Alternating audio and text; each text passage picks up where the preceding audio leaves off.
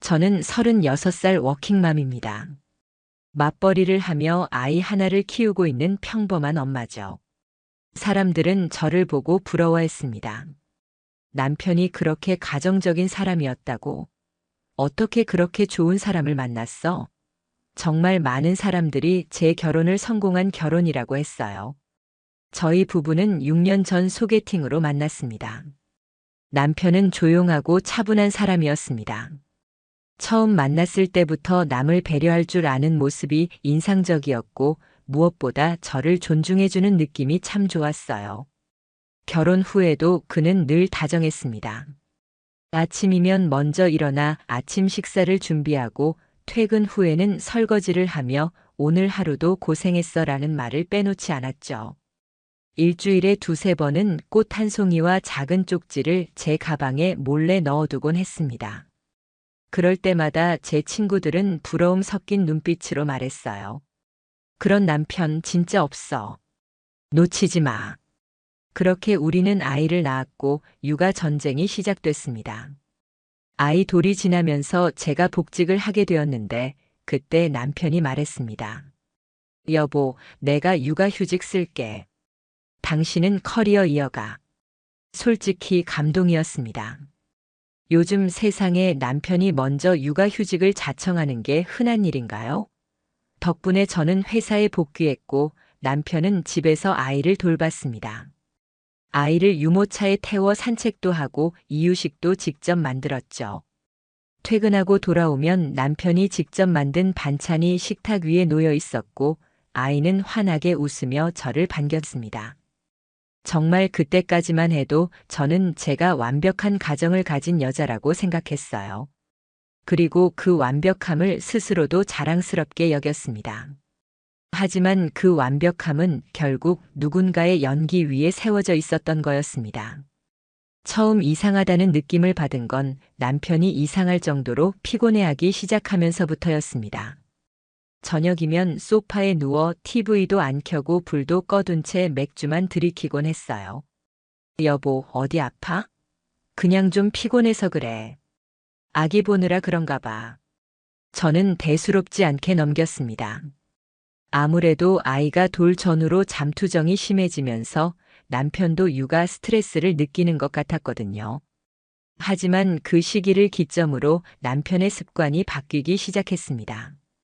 밤늦게까지 혼자 거실에 앉아 있거나 갑자기 산책 좀 다녀올게라며 11시 넘어서 나가기도 했고 혼잣말처럼 나는 왜 이렇게 무기력하지 같은 말을 중얼거릴 때도 있었어요.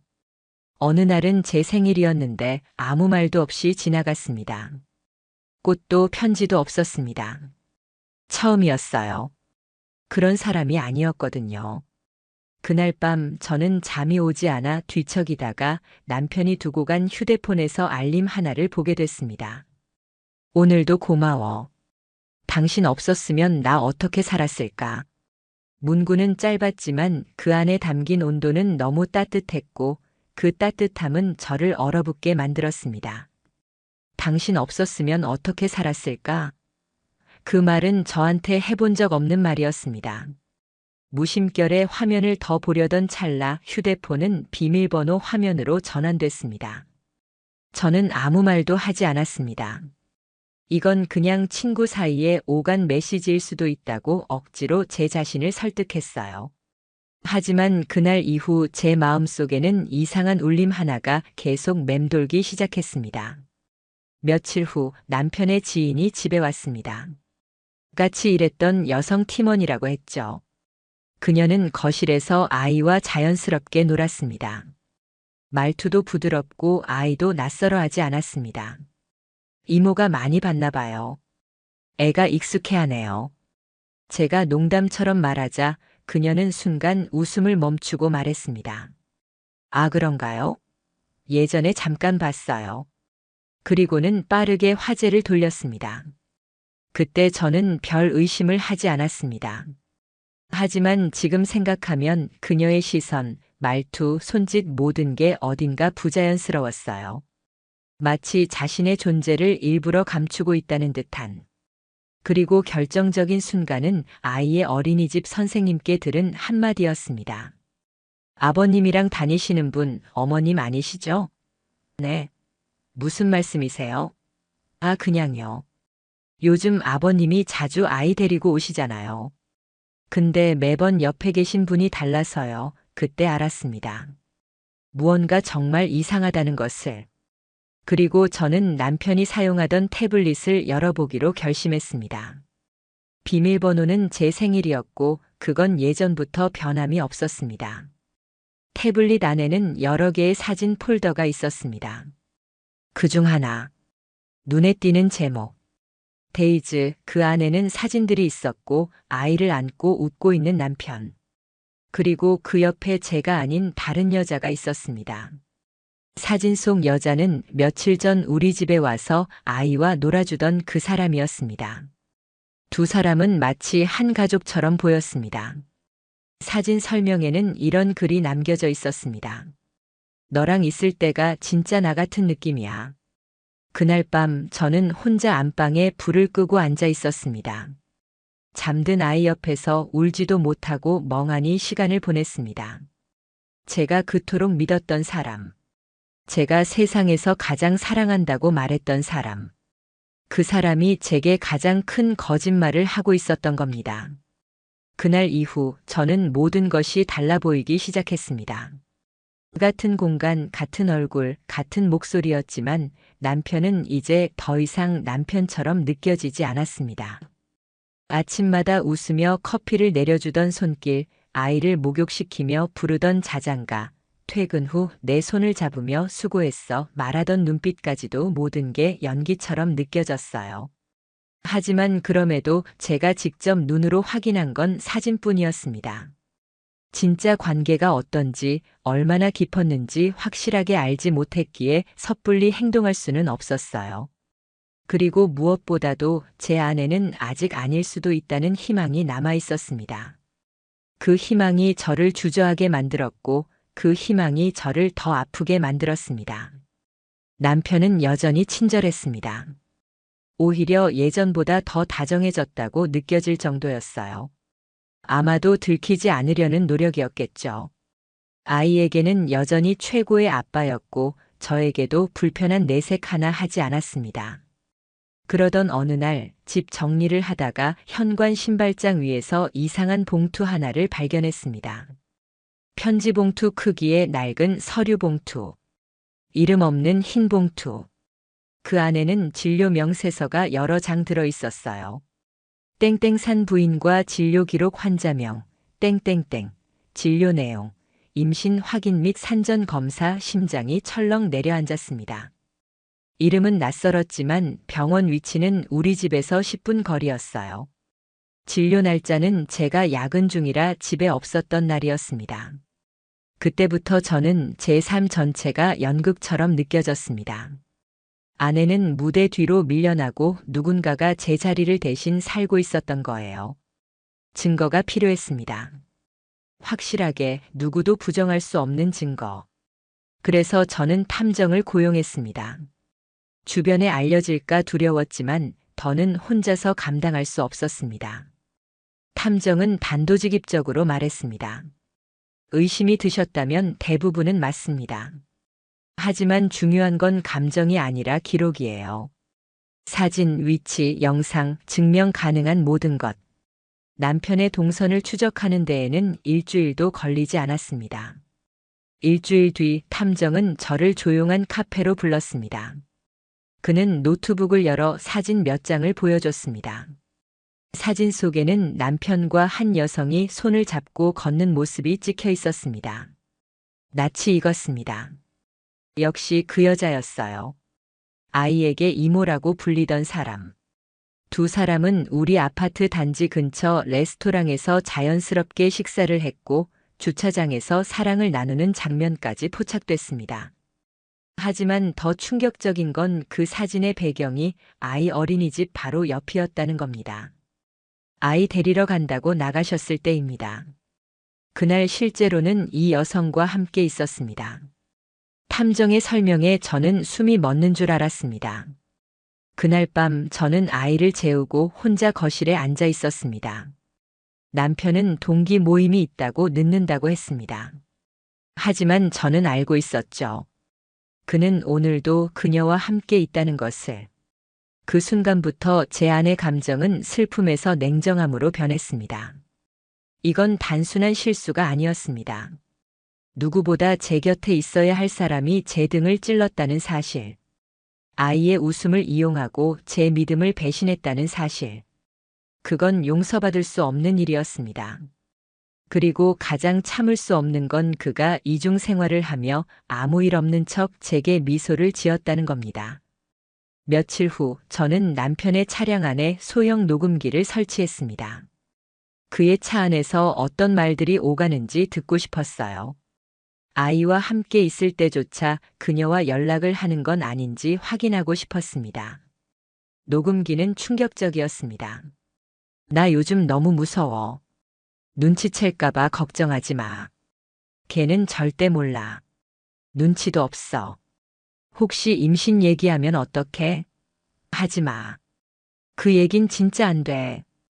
이 짧은 대화만으로도 모든 퍼즐이 맞춰졌습니다. 그녀는 임신 중이었고 남편은 저와 동시에 다른 가정을 꾸릴 준비를 하고 있었던 겁니다. 그날 이후 저는 그들과 게임을 시작했습니다. 그들은 여전히 비밀을 숨기고 있다고 생각했겠죠. 하지만 이제 숨기고 있는 건 저였습니다. 제가 모든 걸 알고 있다는 사실을. 그리고 저는 그 숨김 속에서 조용히 가장 치명적인 복수를 준비하기로 했습니다. 사람들은 말합니다. 가장 무서운 복수는 조용히 다가오는 것이라고요. 저는 그 말을 진심으로 실감하고 있었습니다.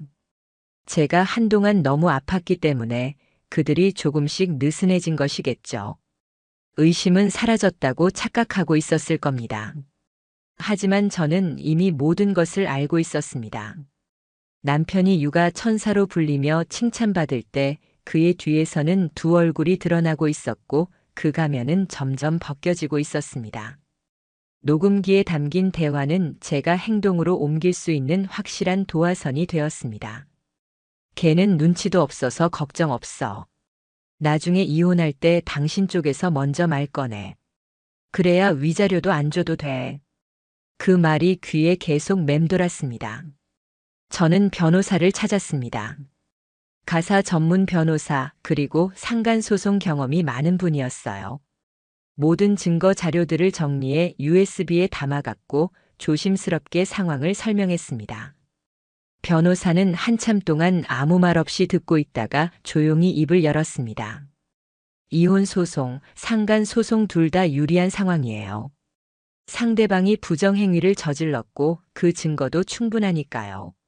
문제는 그들이 언제 행동으로 옮길지를 모르니 선제 대응이 중요합니다. 그 말이 제게 행동할 용기를 주었습니다. 그동안은 무너진 마음을 추스르느라 버티기 바빴지만 이제는 제가 움직일 차례였습니다. 첫 번째로 한 일은 남편의 공용 노트북에 감시 프로그램을 설치한 것이었습니다. 원래 그 노트북은 제가 가끔 재택 근무할 때 사용하는 기기였기에 의심받지 않고 접근할 수 있었죠. 설치한 지 며칠 후 매일 자동 전송 시스템으로 복사된 문서 하나가 도착했습니다. 제목은 이혼 관련 자산 분리 계획안 초안 열어보는데 망설임은 없었습니다. 내용은 충격적이었어요.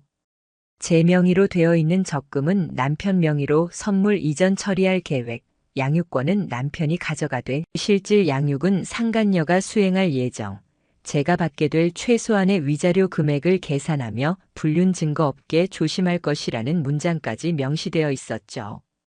그제서야 저는 이 사람들이 단순히 잘못을 저지른 게 아니라 계획적으로 저를 속이고 있었다는 걸 깨달았습니다. 둘 사이에 무슨 이야기가 오가고 있는지 더 자세히 확인하고 싶었습니다. 그래서 다음 단계로 남편이 사용 중이던 태블릿의 클라우드 계정을 해킹했습니다. 사실 해킹이라기보다 그가 사용하던 비밀번호가 제 생일이었고 그대로 다른 기기에서 로그인한 것뿐이었어요. 그 안에는 두 사람의 메시지와 사진이 가득했습니다. 아이와 함께 있는 사진들, 여행을 간 듯한 모습, 심지어는 우리 집 거실에서 함께 요리하는 사진까지 있었습니다. 그녀가 입고 있는 앞치마는 제가 선물했던 제 이름 이니셜이 박힌 앞치마였습니다. 가장 견디기 힘들었던 건 메시지였습니다. 그 여자 없이 사는 법 당신이 가르쳐줘서 고마워. 우리 진짜 가족 같지 않아? 그 애가 의심하면 그냥 내가 우울증 걸린 것처럼 연기할게. 그 메시지를 읽으며 저는 진짜 숨이 막혔습니다. 저를 정신적으로 문제 있는 사람으로 만들 계획이었어요. 그렇게 하면 이혼을 해도 양육권, 위자료, 동정심까지 모두 자기들 몫으로 가져갈 수 있을 테니까요. 이제 더 이상 망설일 이유는 없었습니다. 치밀하게 완벽하게 복수하자. 그 결심을 했습니다. 변호사와 다시 만나 정확한 플랜을 짰습니다. 이혼 소송 상간 소송 동시 제기, 남편과 상간녀의 재산 목록 확보, 상간녀의 직장 및 가족 정보 파악, 아이 양육권 우선 확보 조치, 변호사는 말했습니다. 이 정도 증거면 상대방이 오히려 합의하자고 매달릴 수도 있어요. 하지만 저는 합의할 생각 없습니다. 제 대답은 단호했습니다. 이건 단순한 혼인이 아니고 저를 한 사람으로서 무너뜨린 행위니까요. 그리고 마지막으로 결정적인 증거를 하나 더 확보해야 했습니다. 상간녀의 임신 여부. 그건 아직 확실치 않았기 때문이죠. 탐정에게 부탁해 그녀가 다니던 병원에 몰래 따라가게 했습니다. 며칠 후 탐정이 사진 한 장을 보내왔습니다. 사진에는 그녀가 산부인과 진료실을 나와 남편과 함께 차에 오르는 모습이 담겨 있었습니다. 남편은 그녀의 허리를 감싸 안았고 그녀는 배를 쓰다듬으며 웃고 있었습니다. 그 사진으로 인해 모든 그림은 완성되었습니다. 불륜, 임신, 거짓된 이중 생활까지 이제는 그 어떤 법정에서도 그들의 행동을 부정할 수 없게 됐습니다. 마지막으로 해야 할 일이 하나 더 남아 있었습니다. 제가 그동안 참고 견뎠던 그 집안에서 그들의 연극을 끝장내는 일. 남편은 아무것도 모른 채 그날 저녁도 평소처럼 웃으며 말했습니다. 여보, 나 오늘 조금 늦어. 회사 사람들 만나기로 해서. 저는 고개를 끄덕이며 말했죠. 그래요. 조심히 다녀와. 요즘 바쁜 것 같네. 그가 나간 문이 닫히자마자 저는 휴대폰을 꺼내 변호사에게 진행해 주세요라고 메시지를 보냈습니다. 그 순간 모든 복수는 실제로 시작되었습니다. 소송 서류가 접수된 날 저는 평소처럼 남편을 기다렸습니다. 그는 늦은 밤 술 냄새를 풍기며 돌아왔고 늘 그랬듯 습관처럼 말했죠. 피곤하다. 샤워하고 올게. 저는 말없이 고개를 끄덕였습니다. 그러고는 현관 신발장에 놓인 등기 우편물을 가리켰죠. 당신 앞으로 등기 왔어. 법원에서 온 것 같던데. 남편은 순간 멈칫하더니 봉투를 들고 화장실로 들어갔습니다. 문을 닫는 소리가 무겁게 울렸고 잠시 뒤 안에서 들려오는 소리로 그가 무언가를 깨닫고 있다는 걸 알 수 있었습니다. 씻는 시간은 평소보다 훨씬 짧았습니다. 수건으로 대충 머리를 닦은 채 그는 제 앞에 앉아 이렇게 말했습니다. 이게 뭐야? 그대로야.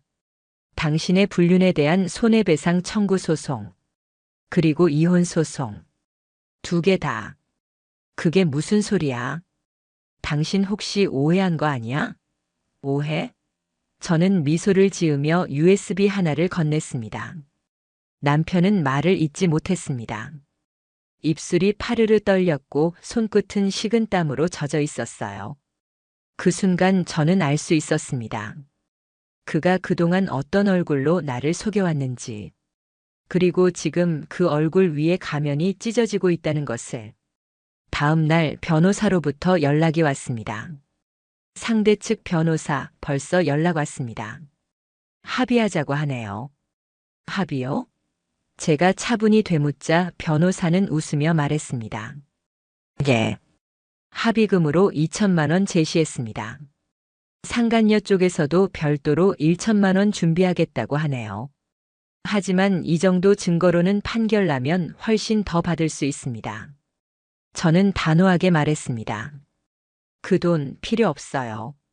저는 결과를 받아야겠어요. 이 사람들 책임지게 해야 합니다.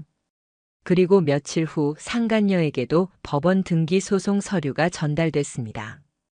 그녀는 당황했는지 남편에게 수차례 연락을 했고 그 통화 내용 일부는 감시 어플을 통해 확인할 수 있었습니다. 당신이 다 해결한다더니 이게 뭐야? 걔가 이렇게 나올 줄 몰랐어. 진짜 예상 못했어. 우리 어떻게 되는 거야? 나 이제 어쩌라고. 이제 그들 역시 서로를 책임질 수 없는 상태가 되어가고 있었습니다. 처음엔 사랑이라 믿었겠지만 모든 불륜의 끝은 결국 현실 앞에 무너지게 되어 있죠. 법원 심리날. 남편은 혼자 나왔고 상간녀는 정장을 입은 채 무거운 표정으로 법정에 들어섰습니다. 저는 차분히 조용히 제자리에서 그들을 바라보았습니다. 판사는 증거 자료를 검토하며 불륜 사실과 재산 분리 계획, 혼인 파탄의 책임에 대해 물었고 제가 준비한 자료는 어느 하나 빈틈이 없었습니다. 특히 임신을 가장해 제 정신 상태를 문제 삼으려던 계획이 명백히 드러나자 판사의 표정은 굳어졌습니다. 가정이라는 공동체에서 상대방의 신뢰를 이용해 이처럼 치밀하게 기망한 행위는 중대한 위법입니다. 판사는 그렇게 말하며 남편의 책임을 80%, 상간녀의 책임을 20%로 판결했고 다음과 같은 결정을 내렸습니다. 이혼 청구 인용, 양육권 전부 아내에게 귀속, 위자료 남편 4천만 원, 상간녀 2천만 원. 지급 명령, 정신적 피해를 고려해 추가 재산 분할로 아파트 소유권 전부 아내 귀속. 남편은 법정에서 눈을 감은 채 두 손으로 얼굴을 가렸습니다. 상간녀는 고개를 숙인 채 법정 밖으로 빠르게 나갔습니다. 하지만 저는 어떤 감정도 느껴지지 않았습니다. 눈물이 나지도 화가 나지도 않았습니다. 그저 끝났구나 라는 생각뿐이었습니다. 그 후로 몇 주가 지났습니다. 남편은 몇 차례 연락을 해왔습니다. 아이 얼굴은 볼 수 있게 해줘. 진짜 미안해. 다시 기회 줄 수는 없어. 우리 이렇게 끝나면 너무 허무하잖아. 하지만 저는 단 한 번도 그 연락에 응하지 않았습니다. 그가 선택한 인생이니까요. 그는 제가 아닌 사람을 위해 모든 것을 버렸고 지금은 그 대가를 치르고 있는 것뿐이었습니다. 상간녀는 회사를 그만뒀다고 들었습니다. 임신 여부에 대해서는 확인되지 않았지만 그녀의 가족이 상간소송 사실을 알게 되었고 가족들과도 연을 끊었다는 소식이 들려왔습니다. 둘은 결국 같이 살지도 못했습니다. 법적 책임과 주변 시선, 그리고 서로에 대한 실망감까지 그들의 사랑이라는 이름의 환상은 무너지는데 오래 걸리지 않았습니다. 그리고 저는 다시 제 삶을 정리하기 시작했습니다. 아이와 함께하는 일상, 저만의 시간, 그리고 다시 시작된 커리어. 힘들었지만 저는 더 이상 남편의 그림자 속에서 사는 사람이 아니었습니다. 더 이상 누군가의 아내, 누군가의 엄마로만 살지 않을 겁니다. 저는 이제 저 자신으로 온전히 살아갈 준비가 됐습니다. 법정에서 모든 것이 끝난 뒤 한동안 저는 그냥 멍하니 하루하루를 보냈습니다. 감정이 다 식은 줄 알았지만 가끔은 너무 허무했습니다. 그토록 오래 믿었던 사람에게 한순간에 무너진 기억. 아무 일 없던 듯 웃던 그 얼굴. 그리고 제가 그걸 몰라서 착한 아내 역할에 최선을 다했던 지난 시간들. 돌이켜보면 분노보다 더 무서운 건 그 시간 속 제 모습이었습니다. 모든 걸 믿었고 의심하지 않았으며 그들이 만든 연극의 관객이었다는 사실. 하지만 그 시절의 나는 끝났습니다. 이제는 내가 만든 무대 위에서 그들이 추락하는 장면을 목격할 차례였습니다. 소송 이후 상간녀는 직장을 잃었습니다. 제가 확보해둔 임신 관련 진료 기록, 우리 집 출입 당시의 CCTV 영상, 아이를 마치 엄마처럼 대하던 행동, 그 모든 게 회사 인사팀에 제보되었기 때문입니다. 상간녀는 의료 관련 스타트업의 홍보팀이었는데 그 이미지로 일하던 그녀가 상간녀라는 꼬리표가 붙자 회사는 빠르게 손절했습니다. 회사를 나온 그녀는 SNS 계정도 폐쇄했고 지인들 연락도 끊었다고 들었습니다. 그녀의 고향 부모님 댁에 돌아가 은둔 생활을 한다는 소문만이 지인들 사이에서 돌고 있었습니다. 그녀의 가족은 회사 이미지에 해를 끼쳤다며 책임을 묻기 시작했고 결국 그녀는 모든 사회적 기반을 잃은 채 고립된 삶을 살고 있었습니다. 남편은 판결 이후 저에게 위자료와 재산 분할금으로 총 7천만 원을 지급해야 했습니다. 하지만 그 금액이 전부는 아니었습니다. 저는 변호사와 상의해 그가 회사 돈 일부를 유용해 상간녀와의 생활비로 쓴 정황까지 추적했고 그 자료를 그의 회사 감사팀에 전달했습니다. 결과는 즉시 해고. 그는 회사에서 나왔고 퇴직금 일부도 정지당했습니다. 회사는 이미지 훼손을 이유로 손해배상 소송까지 검토 중이었습니다. 아무리 잘 나가던 인생이라 해도 불륜과 배신 앞에서는 한순간에 무너질 수 있다는 걸 그가 직접 증명해 준 셈이었습니다. 제가 진행한 소송은 민사뿐만이 아니었습니다.